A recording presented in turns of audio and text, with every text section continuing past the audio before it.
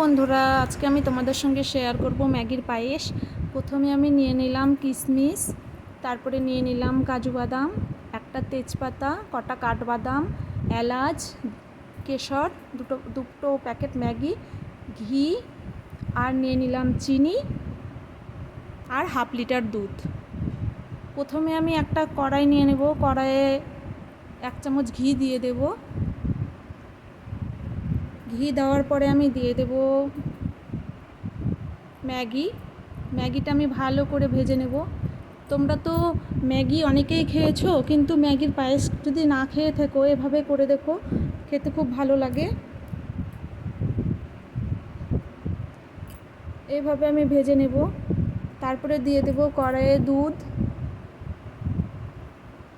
দুধটা আমি ভালো করে ফুটিয়ে নেব।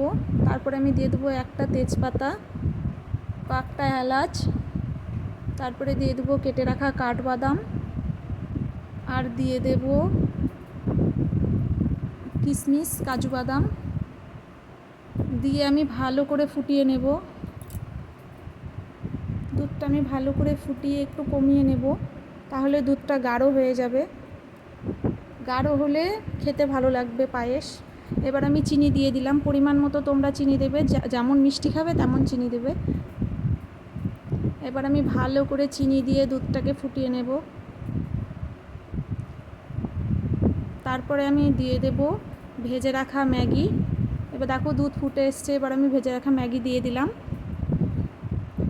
ম্যাগি দিয়ে আমি কিছুক্ষণ সেদ্ধ হতে দেব। ম্যাগি দেওয়ার পর আমি কিছুক্ষণ সেদ্ধ করব। দেখো সেদ্ধ হয়ে গেছে, দেখো অনেকটা কমে এসছে, যে আমার ম্যাগির পায়েস হয়ে গেল।